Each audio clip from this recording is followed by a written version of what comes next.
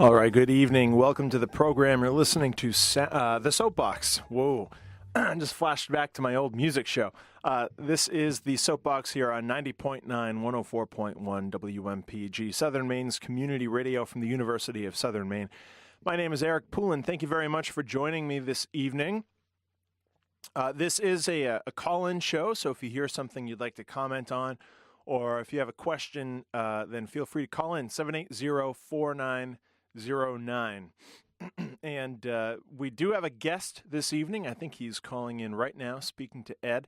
His name is Josh Levy, and he works for Free Press out of Massachusetts. And so tonight we're going to be talking about a topic which I admittedly don't know a whole lot about. We're going to be talking about net neutrality, and I believe he is on the air now. Josh, are you with us? Yes, I am. Hi. Okay, thanks so much for joining me here at WMPG. So, good to be here. I was just introducing you, and you work with Free Press, which can be found online at freepress.net. Do you just want to give a quick overview of what Free Press is and what your role with Free Press is with them? Sure. Free Press is a national nonprofit. We're based actually in Northampton, Massachusetts, and in Washington, D.C. We work on fighting for internet freedom, fighting for press freedom, for a more diverse media structure here in the United States, and for basically our right to connect and communicate online. We are made up of about 40 employees, and we have about 600,000 members on our email list. We send lots of emails out. You may receive them asking people to take action to protect net neutrality, or to protect people's right to communicate online, or to protect journalists' right actually to communicate, especially in light of the recent revelations about surveillance.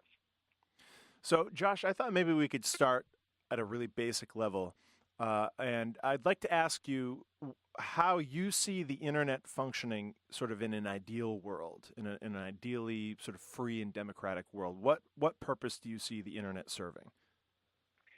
The internet is, a lot of people have compared it to the printing press, which was invented about 500 years ago, which was that great democratic technology that enabled people for the first time to read stuff on their own and to write stuff on their own and publish it without the gatekeeper of the church, in that case, deciding what people get to read and who they get to read.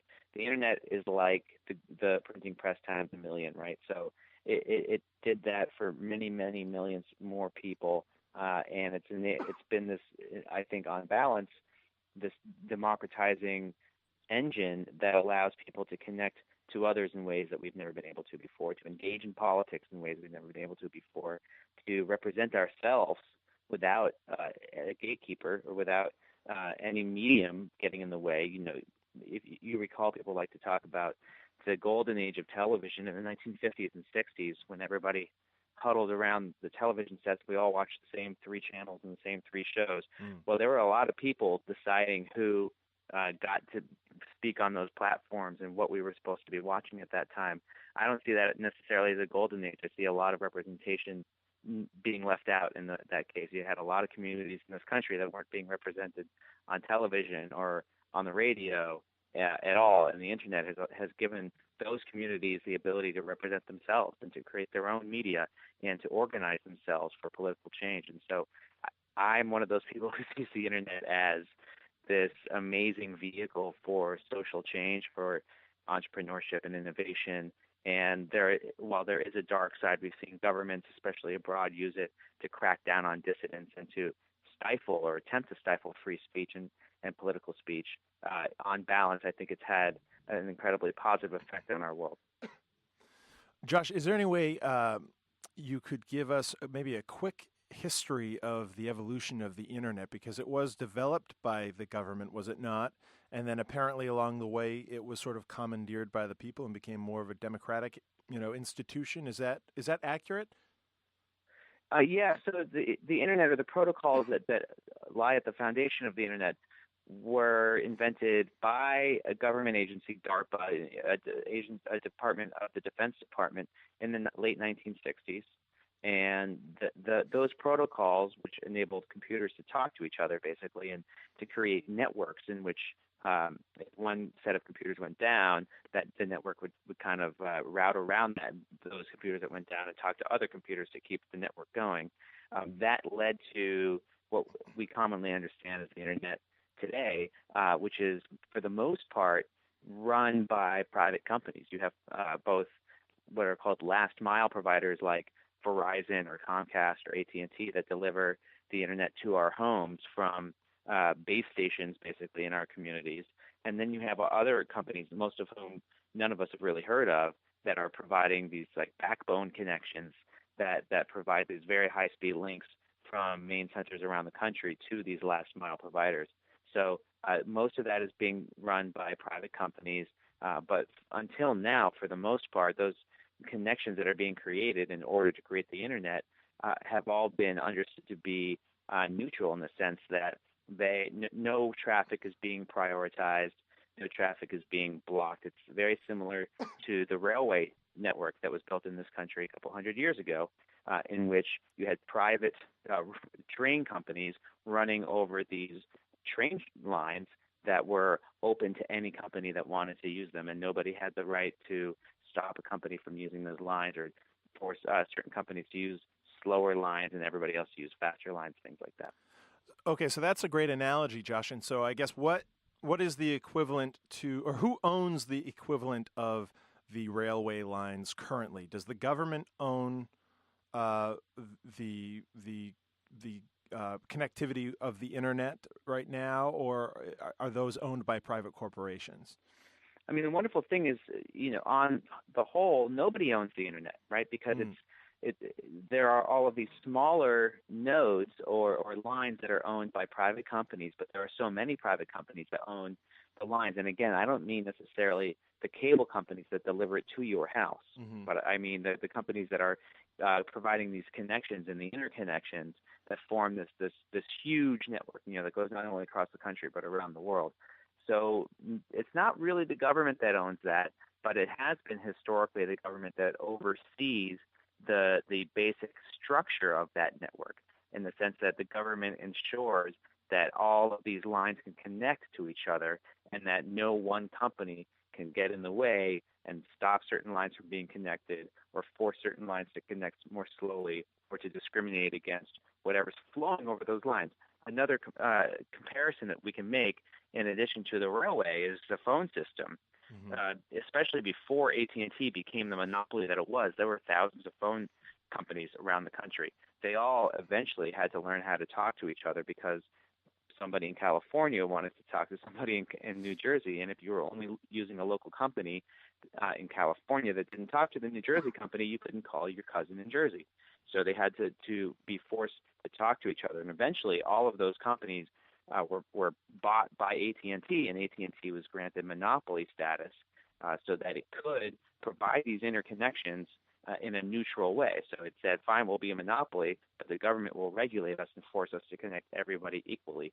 That was the most obvious precedent to the internet, and especially we saw in the late 1990s when we had the thousands of dial-ups across the country. They were mostly riding over that same phone network, and they were being guided by those same rules where they had to connect equally, and they couldn't stop anybody from accessing certain websites, or they couldn't stop a certain backbone provider from connecting to another provider. Everything was connected and everything was equal. So if we sort of jump back to the printing press and the subsequent proliferation of periodicals and newspapers as an example, for a time there, it seemed like there was a thriving, democratic, robust debate that kind of came out of that. But if you look at the history of the evolution of media in this country, and I think it's sort of intricately tied to our sort of capitalistic ethos, but it tends to sort of evolve up to a point where power becomes consolidated at the top. The people with money kind of gobble up the smaller portions, and then the perspectives that are allowed to kind of filter through become increasingly narrowed. Is that what's happening with the internet, or is that what's under threat of happening with the internet? A great book that discusses just this trend that you're referring to is called The Master Switch by Tim Wu. Tim Wu is a law professor at Columbia University. He is credited as being the person who came up with the term net neutrality, which is the concept that we're kind of referring to here when it applied to the internet. Mm-hmm. And I do think that the internet is in danger of consolidating in the way that we have seen other media consolidate, in the way that we've seen the radio industry consolidate, and television and movies and telephone companies. And radio is actually a very interesting comparison as well, because there were, again, thousands of radio companies and stations initially when radio was first being developed in this country. And slowly the big radio companies started buying up the smaller ones, and there were fewer and fewer until there were really only a handful around the country. But radio also dealt with the same idea that of interconnection, and if you had a radio in your home, then you should have the ability to listen to whatever is being broadcast on the airwaves without anybody blocking those transmissions. Now, what's also interesting about radio is that radio waves, the airwaves that radio travels on, are owned by the government, and that's actually a bit different than when we're talking about these physical cables. Radio waves, the spectrum, is considered owned by the country in the same way that national parks are owned by the country, and they are in a way overseen in the same way. So the government leases out the airwaves to not just radio stations, but to AT&T and Verizon and other wireless companies. Anybody who's operating on the spectrum needs to purchase or lease out the airwaves in order to use it. And so the government has a crucial role when it comes to how we get information over those airwaves, whether it's via radio broadcasts or via our mobile phones. This is all to say that this consolidation that we're talking about overlaps with certain government oversight that is necessary to make sure that if the consolidation happens, that our communications remain open. And what we're seeing now when it comes to the internet is that ownership of those networks, whether or not they're private or public or whatever, need to be overseen by the government to make sure that our communication remains open, or else we're going to be in a situation that we've never really been in before, where we can't communicate with who we want to over these lines because the corporations are getting in the way. All right, just a reminder, you're listening to the Soapbox here on 90.9 WMPG. My name is Eric. My guest this evening is Josh Levy from the Free Press, and we're talking about net neutrality, media consolidation, among other things. If you'd like to join in the conversation, call 780-4909. Josh, you still there? Yeah, I'm still here. Okay, great. So what confidence do we have in the government's ability to oversee just what we're talking about? Have they been doing it? Are they sort of not meeting up, not fulfilling their expectations, or is it even the government we should be looking to? Is there another entity which could do this? Well, from our perspective, first of all, it's always important to remember that, from our perspective, we don't want the government to have any oversight without accountability. Right. So when we say things like the FCC should have the authority to make sure that our internet connections remain open, that kind of authority should only exist with the public holding the FCC and other government agencies accountable to make sure that they are abiding by their statutes and they're not overreaching and they're not doing anything that they are not legally allowed to do. We know that, you take a look at the NSA, we know that government agencies routinely overreach right. if they're not being transparent enough and if they're not being held accountable by the public. So with that caveat, I think that at different times when we're talking about the history of the internet, which is still doesn't go very far back. I mean, we were just discussing that the protocols at the foundation of the internet were developed in the 1960s, and really most of us, when we refer to the internet, we're referring to the World Wide Web, which was invented in the mid-90s. So we're not really talking about a very long period of time here. But in the last 10 years, what we have seen is that the FCC, which is the government agency here in the U.S., that is charged with overseeing the communications network and in most instances making sure that that network remains open so that anybody can communicate on it.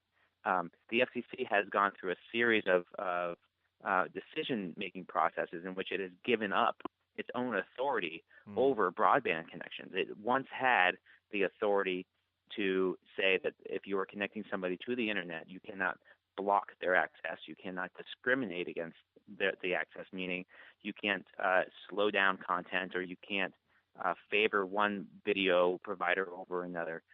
Everything has to be provided equally. The FCC itself, under the leadership of a couple of previous chairmen, has actually given up its authority and its ability to do that, to protect internet users, and that's been a shame. Now, why did that happen?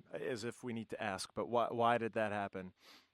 It happens largely for two reasons. It happens because of the incredible influence that the telecom lobby has in Washington.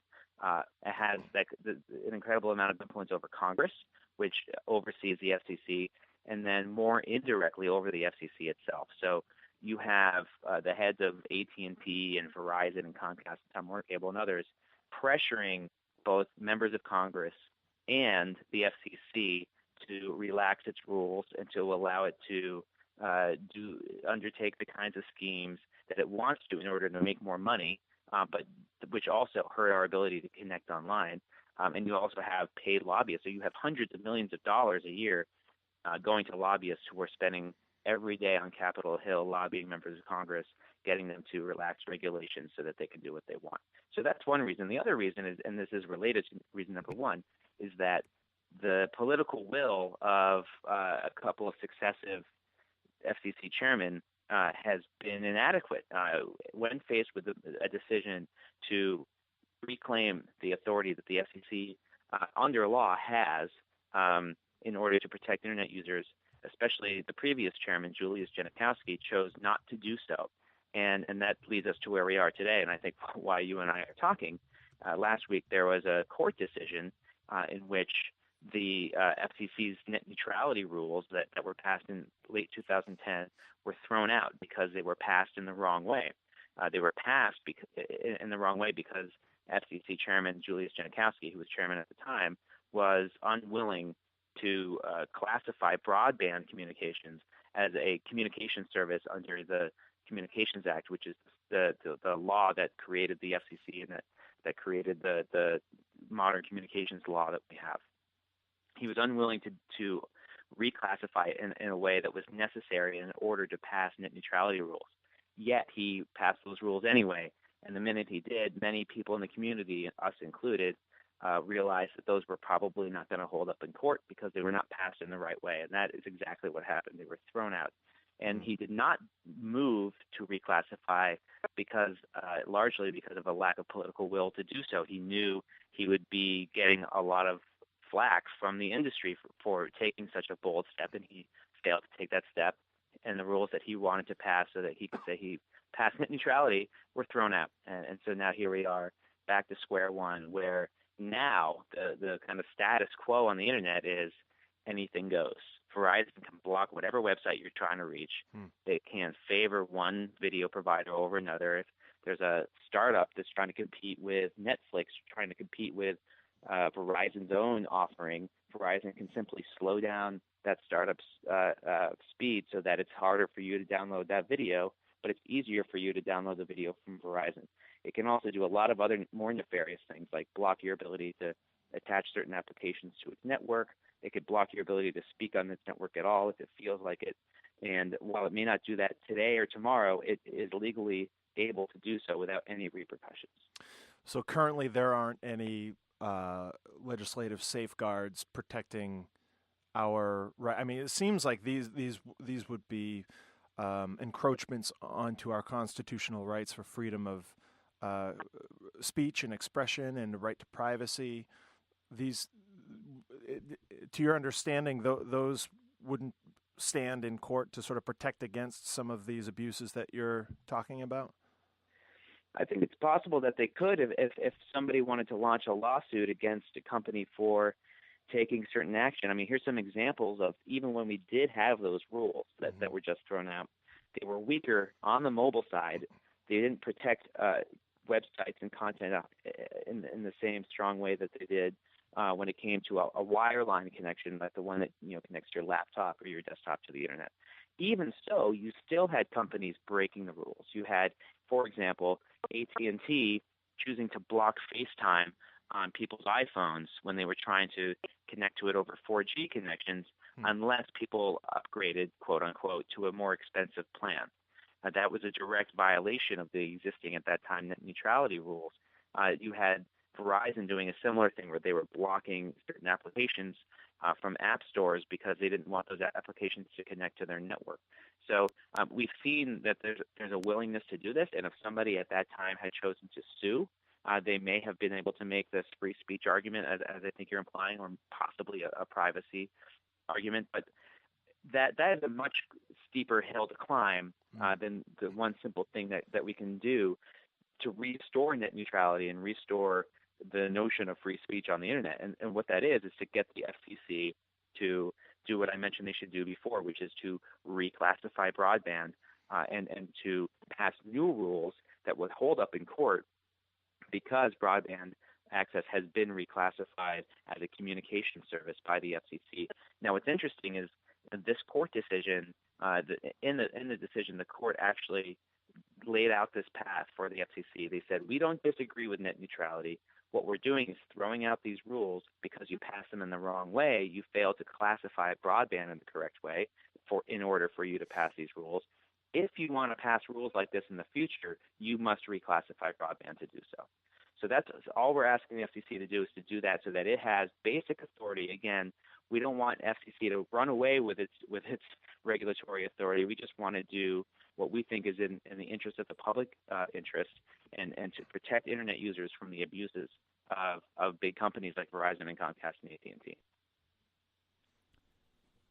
Josh, hi. This is Ed, the engineer. I'm curious with the current state of things. What are the odds that the FCC would indeed pass these laws in the right way, considering all the political and lobbying efforts on the Hill? We're in a really interesting moment because I have to admit that I'm even a bit surprised by the outcry that we've seen since these rules were thrown out last week. We're seeing editorial boards like the editorial board at the New York Times endorse this notion of reclassification. We're seeing Business Week endorse it. We're seeing companies across the board like Reddit endorse it. We're seeing even companies like Mozilla, maker of Firefox, endorse this notion of reclassification. It's becoming almost common sense, and we're gaining consensus more and more every day that this is just a simple thing that the FCC needs to do.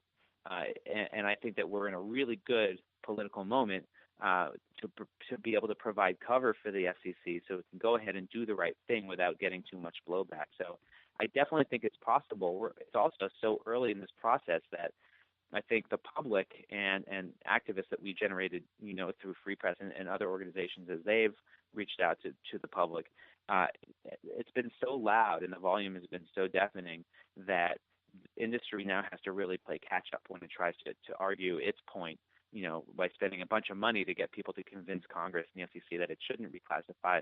We've already been out there telling the FCC to reclassify, and the FCC has already been hearing from us. So I'm really positive and optimistic that we can make this happen. So, Josh, that leads me to a question. What, for the sake of argument, is the other side of this argument? When these companies make their argument to the public, if they even bother to, what exactly are they saying is in their interest to sort of get rid of net neutrality? Two things. You'll see this, and AT&T said this on the day of the decision. They simply say, we have no intention of hurting your ability to connect online. We're going to protect the open internet. Don't worry about it. Trust us. And as I mentioned before, there are a number of examples of how these companies, AT&T, rises to the top of the examples, have actually betrayed our trust, and they have blocked our ability to use applications and to connect to websites and other content online. So I don't think that there's any reason why we should trust them. Right. The other example is that Verizon, in its oral arguments in the court case that was just settled last week, actually laid out exactly what it intends to do. It wants to have the right to block content and applications. It wants to have the right to speed up some websites and slow down others, and favor some video providers and not favor other video providers, all of which are completely the opposite of the open internet. In fact, the way that the internet is built is that when you speed up somebody's video, for example, you are slowing down somebody else's. It's a zero-sum game in that way. And Verizon was absolutely clear that that's what it intends to do, and that's why it was a Verizon lawsuit against the FCC that spurred this court decision. So that was why it launched that lawsuit, was because it wants to have the right to do that without being penalized by the FCC. So I don't think that we should trust, these providers when they say that they're not going to harm our ability to connect online, and we should actually just take them at their word because they've been pretty honest about it. Josh, Ed again piping in. Consolidation of the airlines is what rings a bell for me with this. The airlines saying, no, we won't cut routes, we won't increase fares, but when they get the monopoly of an air route, they go ahead and do whatever they want to do. Yeah, you see this in industry after industry when consolidation reaches such a level where there's no competition, and that's what we have with cable providers. That's what we have with the wireless industry. Mm-hmm. When there is no competition, there is no incentive for these companies to behave correctly, to behave in a way that is accountable, in a way that is friendly to the public interest. In fact, there's a lot of incentive to behave terribly, to gouge people, to charge them more, and to actually make their services worse. So that's what we've been seeing happening in the wireless industry. That's why we at Free Press opposed and successfully fought against AT&T's proposed merger with T-Mobile, because more consolidation would only make things more expensive and quality worse for customers. And that's why we oppose consolidation in the cable industry and elsewhere. If you look back at history, we were talking about The Master Switch, the book by Tim Wu. You see this time and again when these media companies consolidate, quality goes down and prices go up and consumers get hurt. Josh, unfortunately, we have just about 1 minute left, and I'm wondering, I'd like to end on what you and Free Press are sort of recommending to sort of bring people together and have them reclaim their power and hold some of these institutions accountable, such as the private industry, but also the government. If we're going to ask them to oversee private industry, as you know, right now the government is often more beholden to private industry than people. So, I think the strength would be found in numbers, but people have to come together. And how are you getting people who use the internet to just watch Netflix and take inane sort of online quizzes and personality quizzes and, use Facebook?